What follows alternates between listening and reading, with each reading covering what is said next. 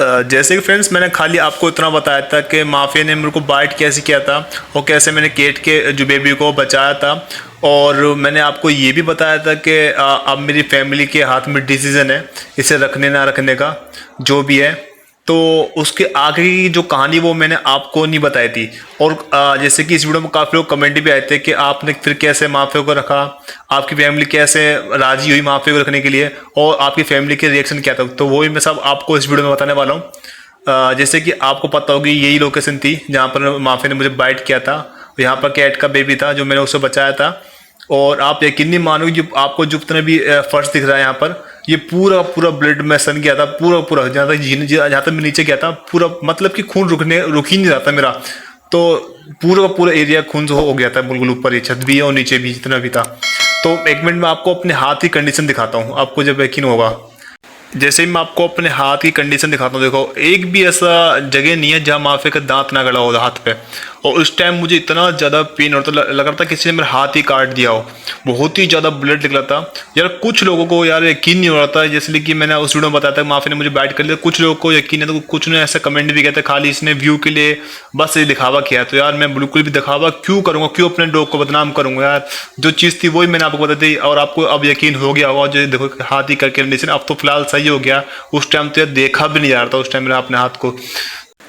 आगे बताने से पहले मैं आपको एक चीज जरूर बताना चाहूंगा, यही एक ऐसा जीव है पूरी पृथ्वी पर जो अपनी जान से ज़्यादा अपनी मालिक की जान की परवाह करता है और बिना किसी लालच के पूरी ज़िंदगी अपने मालिक के साथ गुजार सकता है, वो भी खुशी खुशी। भले मालिक इसके संग कैसे भी बर्ताव करता हो, उसके लिए जब भी उतना ही वफादार होगा। जैसे कुछ डॉग ओनर होंगे वो अच्छी तरह से इस बात को जानते होंगे, जो नहीं है मैं आपको बता रहा हूँ।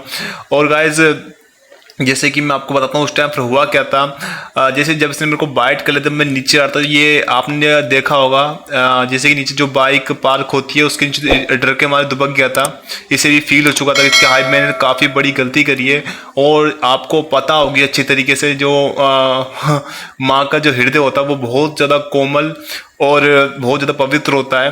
तो जैसे ही उन्होंने मेरी जो हालत देखी थी हाथ की, उन्हें एकदम रो पड़ी थी, एकदम वो थोड़े से वो हो गई थी हैरान कि हुआ क्या था।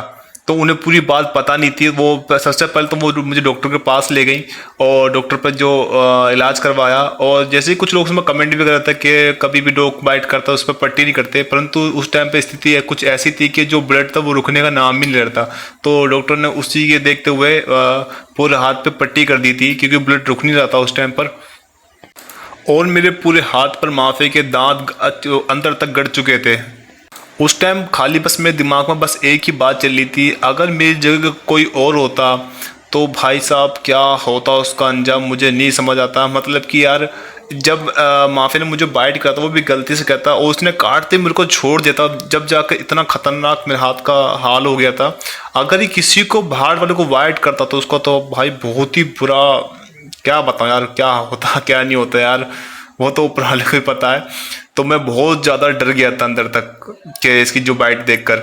और किसी को भी नहीं पता था कि जो असली बात क्या है क्या नहीं, मतलब क्यों बाइट किया इसने मेरे को, किसी को भी नहीं पता था, क्योंकि उस टाइम मैं नहीं बता पा रहा था। और जैसे कि आपको पता होगी अगर आपको कभी भी चोट ज़्यादा लग जाती है ना तो सबसे पहले तो चक्कर आते हैं और दिमाग काम करना बंद कर जाता है। उस टाइम भी मेरे साथ यही हो रहा था। जब मैं वापस घर आया डॉक्टर के यहाँ से, तो मैंने सारी बात बताई किस कारण कैसे माफिया ने मुझे काटा था। और जैसे कि आप जानते हैं कुछ मेरे बाहर वाले जो पड़ोसी थे वो चिढ़ते थे माफिया से। उन्होंने क्या करा, उन्होंने मम्मी को भड़का दिया माफिया के खिलाफ कि अगर डॉग ने एक बार काट लिया तो वो दोबारा काट सकता है।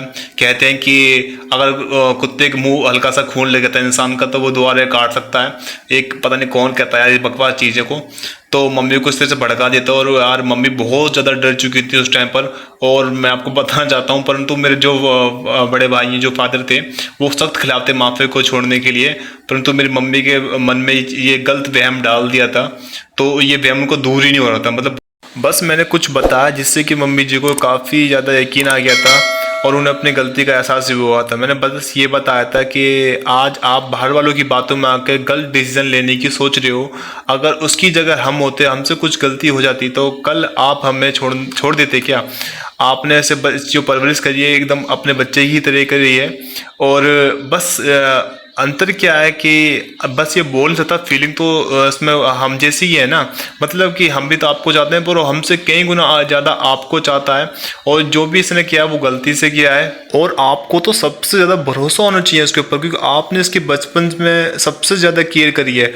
आज आप बाहर वालों की बातों में क्या पता नहीं क्या आप गलत डिसीजन लेने की सोच रही हो, तो बस उन्होंने फिर बाद में गलती का फीलिंग हुई। और अब मैं आपको एक चीज़ दिखाता हूँ, एक वीडियो दिखाता हूँ। मम्मी जी की तबीयत ख़राब चल रही है, और थोड़ी बहुत तबीयत मेरी भी ख़राब है, और माफ़ी को पता है कि मम्मी जी की तबीयत सही नहीं है। और देखो माफ़ी 8 बजे से बैठा हुआ है यहाँ पर, अब 2 बजे रात के, और ये जग रहा है। मतलब इसे अच्छी तरह पता है, मम्मी जी की काफ़ी ज़्यादा चिंता भी कर रहा है। और आप यकीन नहीं मानोगे, सबसे ज़्यादा पूरे घर में मम्मी जी सिर्फ इसी को चाहती हैं, माफ़ी को अब। और देखो माफी जग रहा है, उसे पता नहीं बहुत ज़्यादा चिंता करता है घर वालों की। अगर यार प्लीज़ यार आपके पास कोई भी डॉग हो तो उसको यार रिस्पेक्ट करिए, उसे अच्छी लाइफ दीजिए यार, क्योंकि यार ये बोल नहीं सकते परंतु फीलिंग्स बहुत ज़्यादा होती है यार। और अब खासकर अपने ओनर के लिए तो बहुत ज़्यादा होती है। और आई होप आपको मेरी बात समझ आई हो।